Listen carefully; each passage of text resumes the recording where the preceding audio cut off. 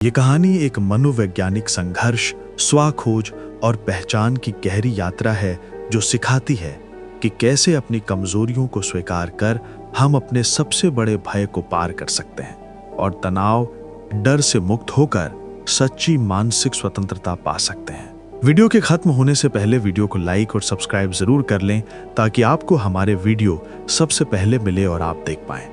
इन्हें हम अलग अलग भाग में समझेंगे। भाग नंबर 1। रात का अंधेरा पूरी तरह छाया हुआ था। बाहर घने बादल गुमड़ रहे थे और आसमान में कभी कभार बिजली की कड़कती चमक से सब कुछ जैसे थम सा गया। अमित एक युवा युवक और मनोविज्ञान का छात्र अपनी पुरानी किताबों की दुकान से घर लौट रहा था। उस दिन की थकान उसके होठों पर थमी मुस्कान को भी फीका कर रही थी। रास्ते में अचानक उसने एक धीमी, दिल दहला देने वाली आवाज सुनी, जैसे कोई गुमशुदा आत्मा मदद के लिए पुकार रही हो। अमित ने तुरंत कदम रोक दिए। उस आवाज की दिशा में देखते हुए उसकी नजर एक पुरानी पुस्तक पर पड़ी जो जमीन पर धूल से ढकी थी। किताब का कवर टूटा फूटा और पीला पड़ चुका था, पर उस पर हाथ से लिखा था, इस किताब में छुपा है तुम्हारा सच। अमित के मन में उत्सुकता तो थी, पर मनोवैज्ञानिक दिमाग ने इसे कुछ अधिक अहमियत ना देने की कोशिश की। पर जिज्ञासा अंततः हावी हो गई और उसने किताब उठाई। घर लौटते हुए अमित दिमाग में उस आवाज और किताब के रहस्यमय संदेश को घुमा रहा था। कमरे में आकर उसने अपनी लाइट बुझाई, टेबल लैंप जलाई और किताब खोल दी। तभी हवा में एक ठंडी सिहरन घुल गई। पन्ने पुराने, जर्जर थे, पर उनमें गहरे मनोवैज्ञानिक परतें छिपी थीं। एक ऐसा स्तर जो उसकी आत्मा को झकझोर में लगा। अचानक कमरे के बीचों बीच किताब से एक अजीब सा धुंधला दरवाजा प्रकट हुआ, जो उसे उसके अंदर की सबसे गहरी अनजानी जगह तक ले जाने वाला था। वो कदम दर कदम उस रहस्यमय अंधकार में डूबता चला गया, जहां समय का कोई मापदंड नहीं था और उसका मन लगातार भटक रहा था। उस अजीब सी दुनिया में अमित का सामना अपने अवचेतन मन की छवियों से हुआ।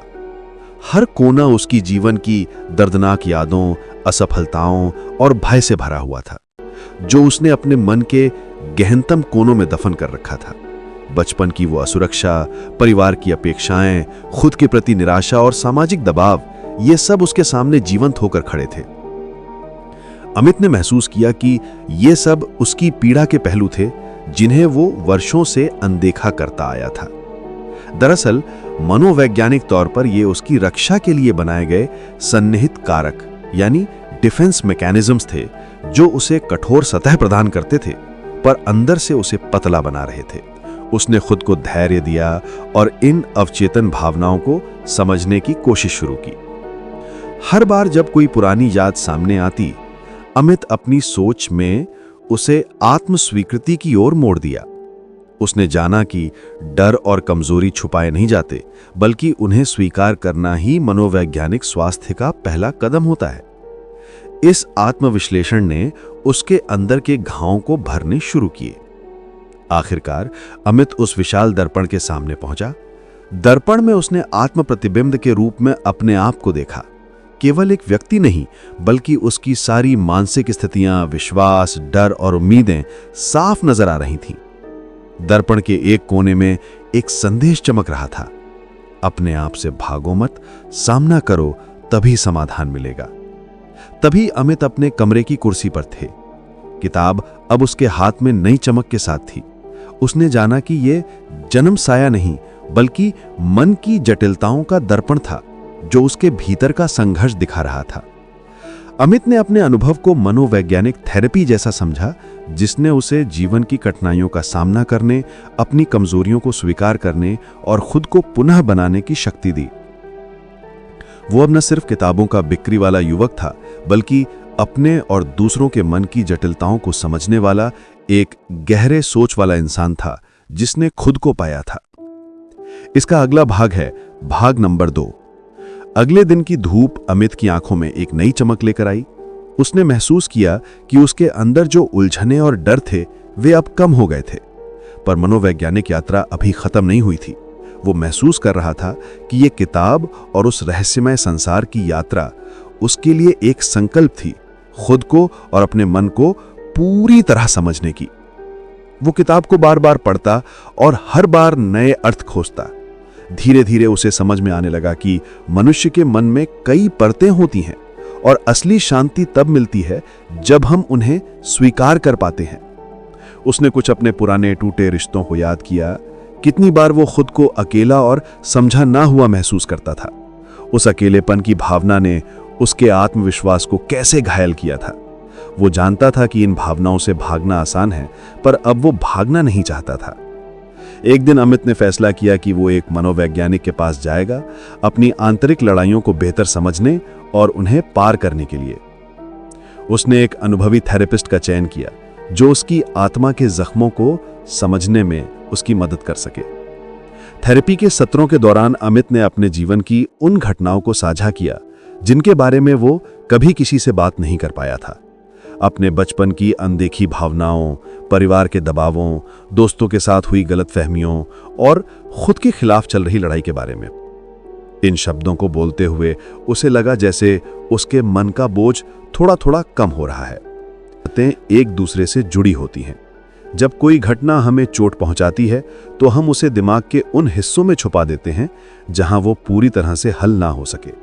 वहां से ये घाव धीरे धीरे हमारे व्यवहार, सोच और भावनाओं को प्रभावित करते हैं। थेरेपी के सत्रों के दौरान अमित ने जाना कि मुख्य चुनौती केवल बीती यादों से लड़ना नहीं, बल्कि उन्हें ठीक प्रकार से समझना और सहमति देना है। इसका अगला भाग है भाग नंबर 3। थेरेपी का सफर अमित के लिए आसान नहीं था, लेकिन वो उसमें डूब गया था।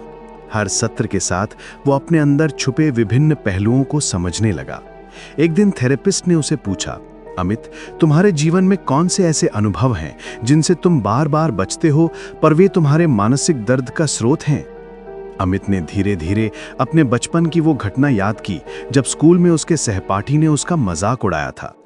उस दिन उसने पहली बार महसूस किया था कि वो दूसरों से अलग है और शायद वो कभी स्वीकार नहीं हो पाएगा। उस दिन का दर्द उसके भीतर एक गहरे अवसाद की तरह बैठ गया। बाहर से वो खुश और आत्मविश्वासी दिखता, पर अंदर से वो टूटता जा रहा था। थेरेपिस्ट ने समझाया, तुम्हारे लिए ये जानना जरूरी है कि वो दिन तुम्हारे वर्तमान को नियंत्रित नहीं कर सकता जब तक तुम उसे उसकी सही जगह न दे दो।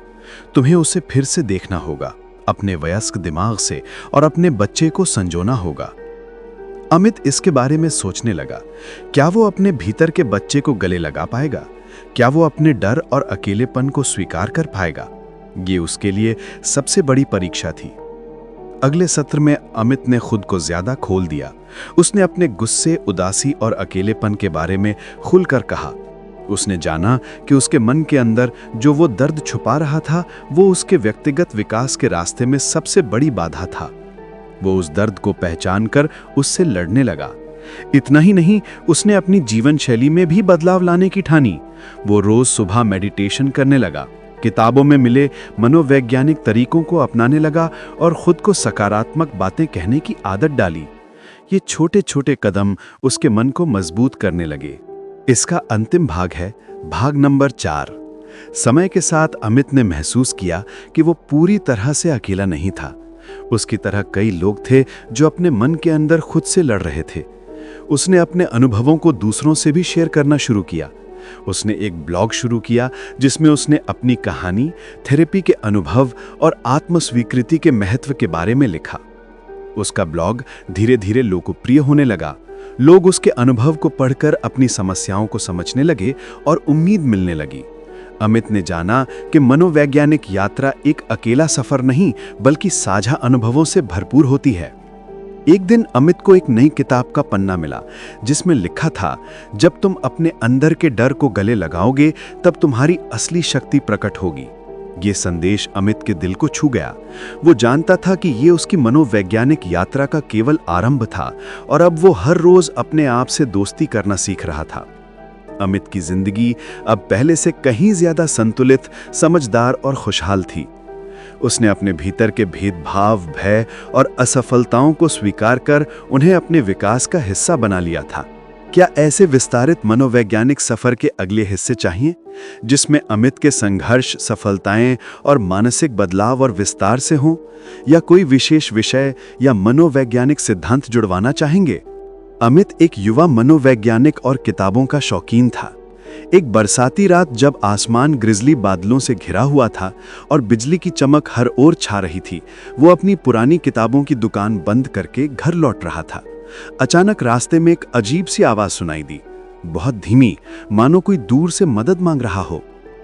आवाज की ओर बढ़ते हुए वो एक पुरानी जहीन धूल से ढकी किताब पर ठहर गया। किताब के कवर पर हाथ से लिखा था, इस किताब में छुपा है तुम्हारा सच। अमित की जिज्ञासा जागी। मन में थोड़ा भय था, पर अधिक उत्सुकता ने उसे उस किताब को उठाने पर मजबूर कर दिया। वापस घर पहुंचते ही उसने कमरे की रोशनी कम कर टेबल लैंप जलाकर उस किताब को खोला। किताब के पन्ने पुराने और फटे हुए थे, पर उनकी हर लाइन अमित के मन को हिला रही थी। जैसे ही उसने पढ़ना शुरू किया, वातावरण बदलने लगा और उसी बीच एक धुंधला दरवाजा प्रकट हुआ। उस दरवाजे से प्रवेश करते ही अमित एक अदृश्य मानसिक दुनिया में पहुंच गया, जहां समय और स्थान के नियम समाप्त थे। वहां उसके सामने उसकी आंतरिक दुनिया के सैकड़ों खंड उजागरे हुए। बचपन के डर, परिवार की उम्मीदें, उसकी असफलताएं और समाज की अपेक्षाएं, जो उसने जीवन भर सबसे छुपाई थीं, एक एक कर जिंदा होकर उसके मन में आत्म प्रकाश डाल रही थीं। मनोवैज्ञानिक दृष्टि से ये सब अवचेतन मन के अभिव्यक्ति साधन थे, जिन्हें उसने बचाव के मकसद से दबा रखा था। अमित ने अपनी लगभग भूत प्रेत सी यादों को धैर्य और स्वीकृति के साथ स्वीकार करना शुरू किया। आपसी संवादों और आत्मनिरीक्षण ने उसे समझाया कि डर और कमजोरी छुपाने योग्य नहीं, बल्कि अपने मानस की सच्चाई से जुड़ने का पहला कदम है। अंततः वो एक विशाल दर्पण के सामने आया, जिसमें उसने अपना संपूर्ण प्रतिबिंब देखा। सारा दर्द, सारी आशाएं, सारी आशंकाएं। दर्पण में चमकता संदेश था, अपने आप से भागो मत, सामना करो। फिर वो वापस अपने कमरे में था। हाथों में वो पुरानी किताब नहीं लग रही थी। उसने जाना कि यही उसके मन की जटिलताओं की तस्वीर थी। उसने मनोवैज्ञानिक थेरेपी को अभ्यास स्वरूप आत्मसात किया, जिसने न केवल उसे अपनी आंतरिक हलचल समझने की ताकत दी, बल्कि जीवन की कठिनाइयों का डटकर सामना करने की हिम्मत भी। उसके अगले दिन नए बदलाव की शुरुआत हुई। उसने मनोवैज्ञानिक थेरेपिस्ट से सलाह लेना शुरू किया। थेरेपी के दौरान उसने अपने बचपन की उन घावों को उठाया जो उसे बार बार पीछे खींचते थे। अस्वीकृति, अकेलापन और सामाजिक दबाव से जूझते हुए उसने जाना कि पुराने गमों को समझकर और स्वीकार करके ही मानसिक शांति मिलती है, ना कि उनसे बचकर। थेरेपिस्ट के मार्गदर्शन में अमित ने रोजाना मेडिटेशन शुरू किया और सकारात्मक सोच अपनाई। वो धीरे धीरे अपने भीतर की लड़ाई लड़ने लगा, अपने डर और आहत बच्चों को संभालने लगा। इसी बीच उसने महसूस किया कि उसकी जिंदगी एक साझा सफर है, और उसने अपनी कहानी ब्लॉग के जरिए लोगों से साझा की। ब्लॉग ने लोगों को उनकी खुद की मानसिक जंग समझने और सामना करने का हौसला दिया। अमित को पता चला कि अपने डर को अपनाना असली ताकत है। उसने मनोविज्ञान की गहरी समझ और आत्मस्वीकृति के साथ अपने जीवन में संतुलन पाया। अब वो न केवल खुद के लिए, बल्कि दूसरों के लिए भी एक प्रेरणा बन चुका था, जो अपने भीतर की वास्तविकता को स्वीकार कर जिंदगी को पूरी तरह से जीता था। ये कहानी एक मनोवैज्ञानिक संघर्ष, स्वाखोज और पहचान की गहरी यात्रा है, जो सिखाती है कि कैसे अपनी कमजोरियों को स्वीकार कर हम अपने सबसे बड़े भय को पार कर सकते हैं और तनाव, डर से मुक्त होकर सच्ची मानसिक स्वतंत्रता पा सकते हैं। वीडियो के खत्म होने से पहले वीडियो को लाइक और सब्सक्राइब जरूर कर लें, ताकि आपको हमारे वीडियो सबसे पहले मिले और आप देख पाएं। मिलते हैं अगले वीडियो में।